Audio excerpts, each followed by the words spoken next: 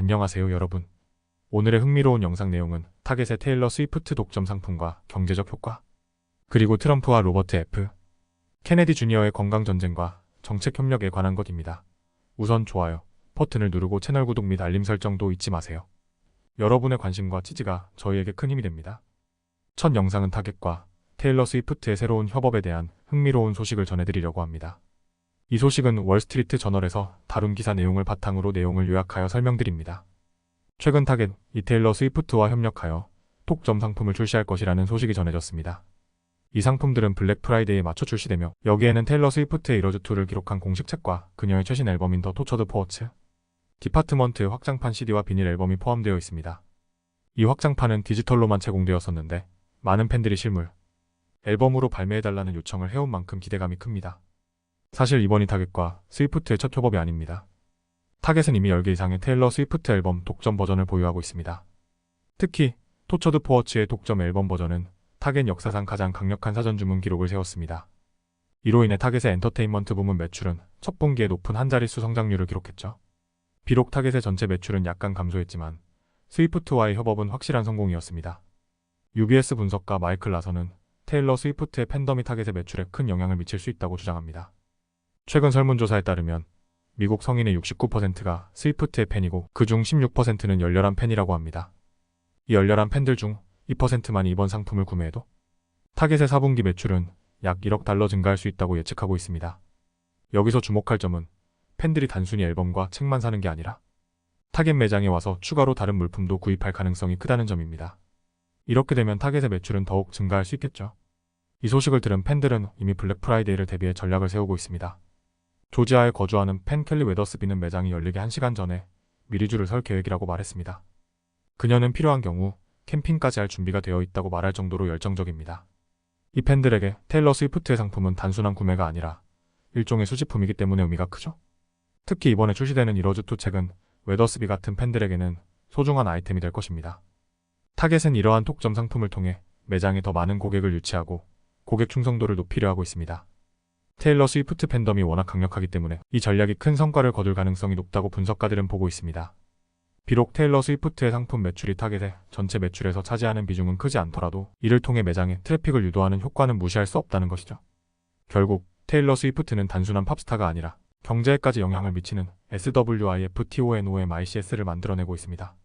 그녀의 영향력이 이번 블랙 프라이데이에도 타겟의 매출에 긍정적인 영향을 미칠 것으로 보입니다. 과연 타겟이 이 전략을 통해 얼마나 많은 성과를 거둘지, 그리고 팬들이 얼마나 큰 열정을 보여줄지 지켜보는 것도 재미있을 것 같습니다. 다음 영상은 최근 월스트리트 저널에 실린 흥미로운 기사 내용을 바탕으로 도널드 트럼프와 로버트 F. 케네디 주니어가 협력하여 추진하는 미국을 다시 건강하게 만들자 캠페인에 대해 이야기해보겠습니다. 트럼프가 어떻게 케네디의 건강 정책을 받아들이고 있는지, 그리고 그들이 어떤 방향으로 나아가고 있는지 살펴보겠습니다. 도널드 트럼프는 최근 맥도날드와 같은 패스트푸드의 애호가로 잘 알려져 있지만 만성질환과의 전쟁을 벌이겠다는 로버트 F. 케네디 주니어의 목표를 받아들였습니다. 케네디는 초가공식품, 환경 독소, 그리고 질병을 예방하기보다는 치료에만 집중하는 의료 시스템에 문제를 제기하며 트럼프와 협력하게 되었죠. 케네디는 모두가 아프고 우리나라의 식량과 물 문제는 심각하다며 이러한 문제를 해결하기 위해 트럼프와 손을 잡았습니다. 트럼프는 그를 자신의 전환팀에 임명했고 이 둘은 건강정책을 공화당의 중요한 주제로 삼기 시작했습니다. 케네디는 미국을 다시 건강하게 만들자라는 구호 아래 초가공식품과 환경오염 물질을 제한하고자 합니다. 특히 그는 식품 쿠폰 프로그램이 정크푸드 구매에 사용되는 것을 반대하며 환경적으로 유해한 화학물질인 영원한 화학물질을 줄이는 정책을 추진하고 있습니다. 트럼프도 이 목표를 받아들이며 잠재적으로 새로운 트럼프 행정부에서는 이러한 정책이 더 큰 역할을 할 수 있을 것으로 보입니다. 케네디의 비전은 특히 공화당 일부에서 논란이 되고 있지만 건강 문제에 대한 국민적 관심이 높아지는 만큼 이들의 협력은 주목받고 있습니다. 트럼프는 케네디에게 보건복지부 HHS 장관을 포함한 주요 직책을 고려하겠다고 약속했습니다. HHS는 8만 명 이상의 직원과 3조 달러 이상의 예산을 다루는 중요한 기관으로 케네디가 이끄는 방향으로 미국의 건강 정책을 재편할 가능성이 있습니다. 케네디는 또한 질병통제예방센터 CDC, 식품의약국 FDA 등 여러 연방기관의 리더를 추천하고 있으며 트럼프와의 협력을 통해 공공건강 시스템의 개혁을 준비하고 있습니다. 케네디는 백신에 대한 회의적인 입장으로 최근 몇 년간 큰 주목을 받았으며 이는 공화당 일부에서 우려를 자아내기도 했습니다. 그러나 그와 트럼프의 협력은 만성질환과 환경오염 문제에 대한 새로운 방향을 제시하며 일부 지지자들 사이에서 긍정적인 반응을 얻고 있습니다. 특히 트럼프 캠프는 케네디의 지지자들을 끌어들이기 위해 그의 정책을 적극 받아들이고 있으며 건강한 식생활과 환경 개선에 대한 관심을 높이고 있습니다. 트럼프는 이미 자신의 행정부에서 의사들이 만성질환에 대해 더 많은 시간을 할애하도록 장려하는 정책을 도입한 바 있습니다.